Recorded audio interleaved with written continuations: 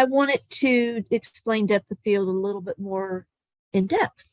I'm a very visual person, so visual examples help me a little bit more than actual somebody just telling me or writing it down. So I thought I would just kind of give you a good example. You know what? Photoshop is good for more than just Photoshop. We're going to use this today to show examples. So I like to shoot far away from my subject, pretty much 200 millimeters all the time, as much as I can. And it's not only for the depth of field or distortion, it's for the depth of field. You paid for that I'm always saying that you paid for that 200 millimeter, use it, or else you're not using it to the fullest of its potential if you're not using it. So what happens when you do the 200 millimeters is you're getting that depth of field a little bit.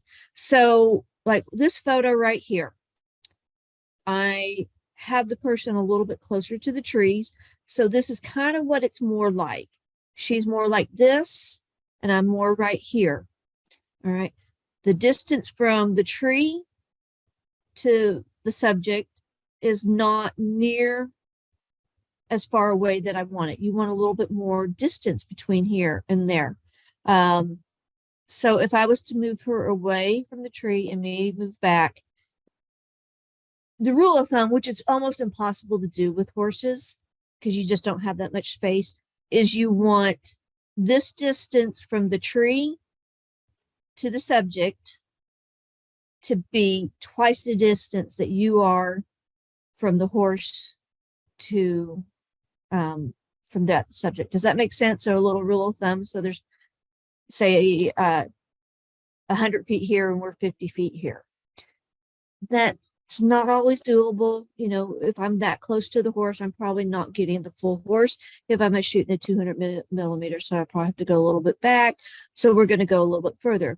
Say there's a fence right here. I can't really go any further back. So we're going to do the best we can. But like I said, this one right here is, I'm a lot closer. She's a lot closer to the trees. The next one, I moved her a little bit. You can see we were over here on the grass. Now I moved her a little bit more. So you can kind of see we have a lot more depth of field.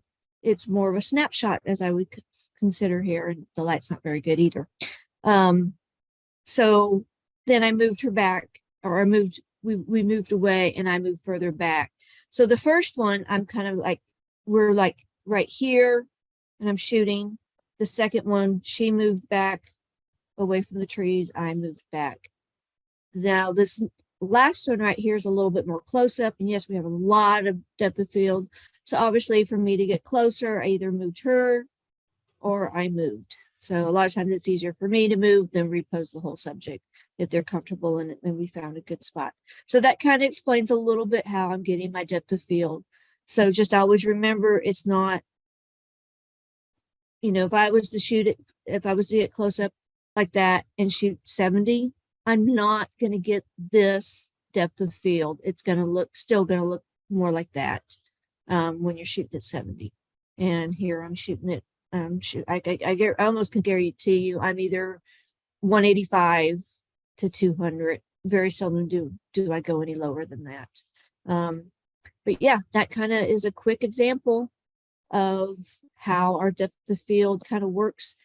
It's not just aperture, it's your focal length and your focal distance of where everything is.